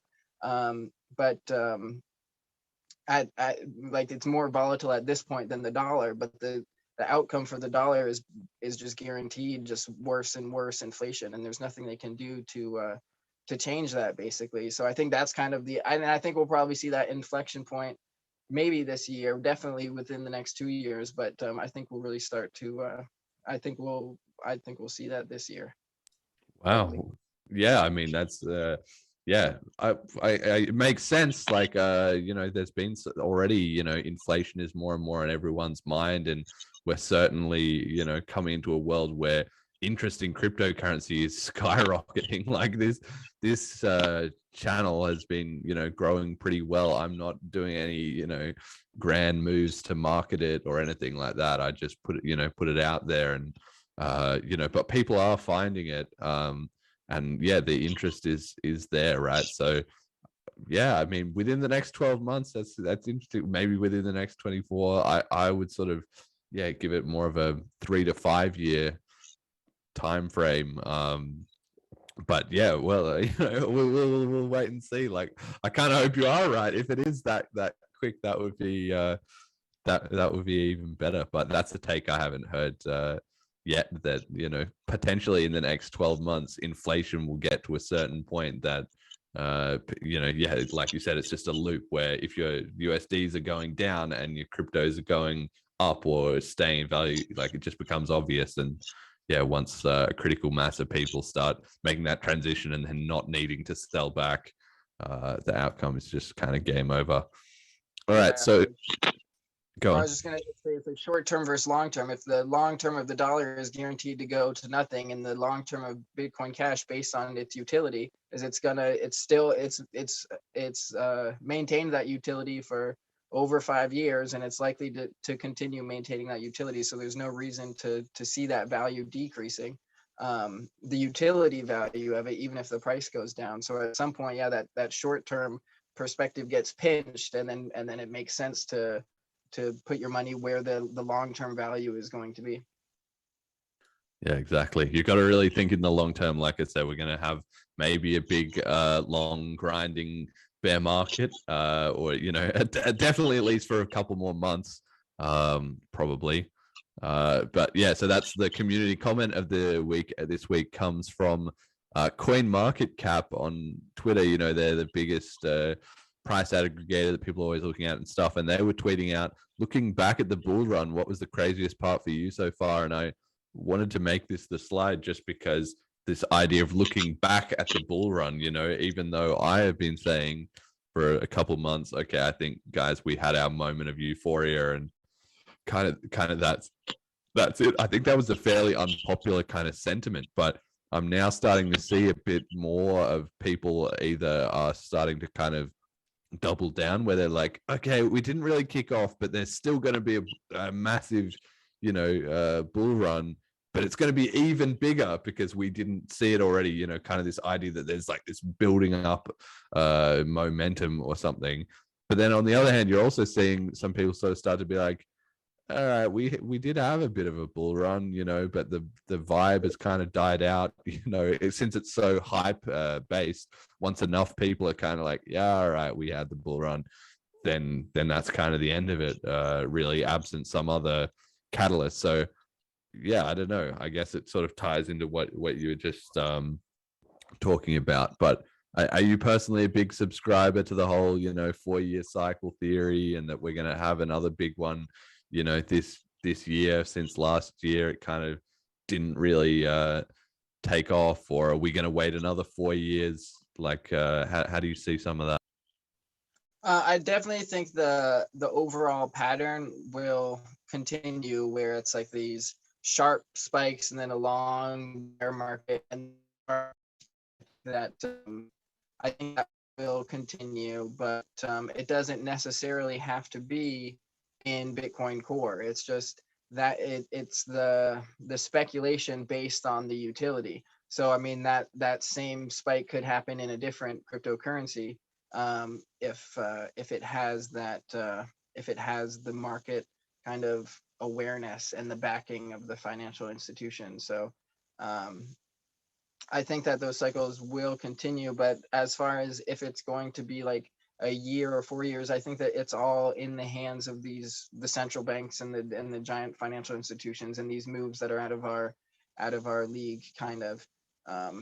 But in relation to the quote, I would say the craziest part for me is seeing these NFT values that just blow my mind, of just like a picture of a thing going for like hundreds of thousands or millions of dollars. It's just, that's by far the craziest part to me. It's so bubble craziness. I think surpasses any other kind of bubble. Like even tulip bubbles, like there's a bulb there that will grow a new flower and it'll make more bulbs, and you're investing in the future of tulip bulbs. Like your little icon of a picture of a thing, it's like it's all crazy. Yeah, it's definitely the whole NFT things. I mean, I was talked about before on this show. It is just kind of humanity with crypto. They still haven't got the idea of digital scarcity, so it's kind of being reinvented over and over and over again. Instead of everybody figuring out, okay, we had Bitcoin, it's a currency, digital scarcity, got it. Instead, it kind of turned into the ICO hype train for a while, and then obviously loads of different like scam coins and whatever, and then it's turned into NFTs, which is like, oh, it's a digitally scarce JPEG or something, and people are just way overvaluing it. There's some kind of real cool element to the whole basically, look, I'm flexing with how much money I've got. I get that. It's kind of like having designer shoes or something like that. It's not really about the utility, more about just showing off, I've got so much money that I can spend it on this super expensive thing. But obviously that has a massive cap, and like once that's played out, then probably one or two projects will stay cool, and the rest of them would just be completely worthless, because nobody will care if you've got, there's already so many, there's already hundreds of these NFT image series. Like there was CryptoPunks and there was Bored Apes, and then now there's like 500 of them, and all of them are interchangeable to me. I don't care. I don't value any of them really. So once certainly more people are going to get over that hill and not care about it anymore in the future, I think, as well too. Just happened to be the thing that caught people's collective consciousness 2021. Okay, A lot of money. yeah, somebody's got a lot of money to spend on this crap. I wish I did, and then I could not spend it on an NFT. I could just be rich. But good for them if they timed it right. Meme of the week this week comes from Liho, who I've had on the show before. He's the Ergon developer. It comes from the Lord of the Rings. There's this famous scene where the hobbits are asking about having second breakfast. So it's the hobbits, they say, what about market crash? Where usually they would say, what about breakfast? And then Aragorn says, you've already had it. And then the Merry and Pippin say, we've had one, yes, but what about second market crash? Which is like in the original where they say, what about second breakfast? It's just the most ridiculous thing that hobbits have two breakfasts. And it's like, haven't you already had breakfast? Like, let's move on with things. So when I just saw this, I just thought this perfectly summed it up, really, which is that, there was a bit of market crash at the end of the year, and everybody was like, it's a market. And then 2022 has started, the bulls are nowhere to be found in terms of pumping up the price, and it's plummeting again. Everybody getting a bit more depressed. It's just more of the same. I think, I don't know, made me laugh. Made me laugh. There you go. That's a good meme. Makes you laugh. Then that's that. That's a win. All right. So last slide then. Message to the community. So you've watched this show plenty. I'm sure you know how it goes. What do you think the Bitcoin Cash community needs to hear?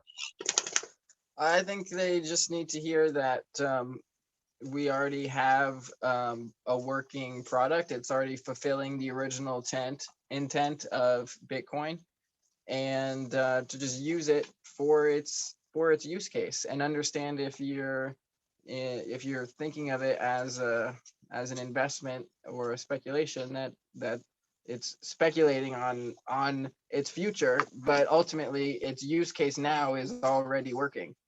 So just use it for as it's meant to be used, and there's so many different ways that are empowering to use it, like Purse.io being a great one that can save you money versus not using it. Or there's lots of different services that will, like buying seeds online, they'll give you free seeds or discounts for buying them, or buying precious metals with cryptocurrency versus something else. You'll pay a cheaper price using the cryptocurrency. So just use it, and then demonstrate to other people that you're in a relation with how it benefits you to use it.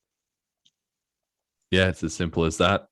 It's currency, it's cash. Just earn a little bit and then spend a little bit, and then there you go. That's it. That's the whole thing. If everyone gets that idea, it'll kick off.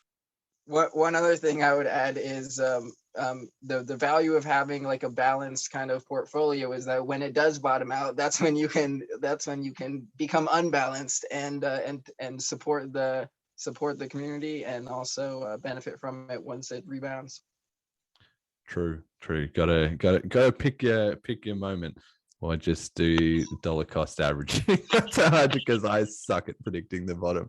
I've learned that from experience. I also suck at predicting the tops, unfortunately. So earn a little bit, spend a little bit. Simple as that. Okay, cool. Well, that will pretty much do it for the show then. As always, you can check out the slides, the resources, and the start guide that I have written explaining everything about cryptocurrency at bitcoincashpodcast.com. I want to thank all the donators and just all the listeners to the show. It's been absolutely great. I'm very happy to be back for a new year of destroying the banks 2022. I'm loving it. And my shout out for this week goes to Jonathan and Ian, who I met at Christmas.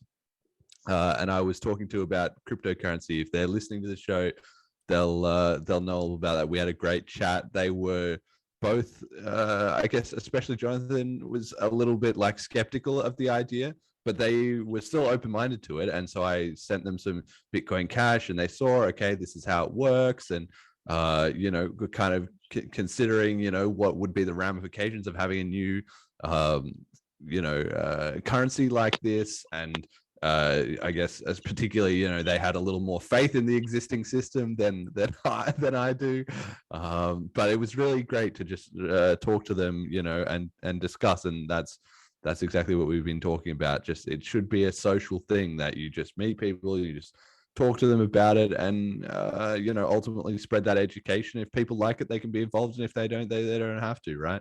It's kind of as simple as that. So also shout out to Nex_EU in the Twitch chat as well, who says thanks for the interview. Yeah, thank you for watching. So that's my shout out. Naan, give your final shout outs. Where can people find you? And where should they follow up if they're more interested in anything you've talked about today? I guess I'd primarily give a shout out to Roger Ver. I think he's like the Jesus of the community, even if he doesn't like the title. He hates that, yeah. Keep that, Roger. And the website Allodium.is, you can find more information there. And then I put out some YouTube videos at the channel is called OG Foundation, but we just recently got a strike, and so we might end up being on other platforms. And the one thing that also came up when you were saying that is the thing that Vitalik said about that we're the resistance, and I don't think we are the resistance. I think we already have the solution, and I think there's resistance to that solution. So I think just keep using it, and the resistance will fade as it's just effective. Yeah, absolutely. But it'll still be effective. Who knows? Yep, there's no arguing with people who've just disconnected from the system. I think that's the main point. Yeah, exit instead. Well, voice and exit, basically. Jet, any final thoughts, or we'll wrap it up there? I think that's good for this week. All right. Well, that will do it, everybody. Thanks for listening, and until next time.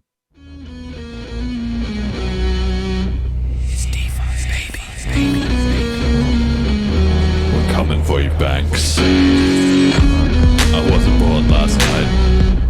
I know the money ain't right, but I was coding up the future last night. You were busy hating with your stupid friends online. Let the Federal Reserve stealing paychecks straight out of your purse. Today they got $1, tomorrow got 9. Your savings are in dollars and your value in decline. Google it. No Federal Reserve, things are going burr, but it seems that you ain't heard. Nervous, cash in the bank now, where you think it goes? Stupid little fuck, you trust the government shows. While the rich banks rob ya, Robbing you blind, man. future dollars can buy nothing for ya. You've heard of inflation, right? Banks fucked you royal, Had fun at the bank recently? so why you loyal? Real talk. Time to crypto switch. Crypto switch. That's BCH, bitch.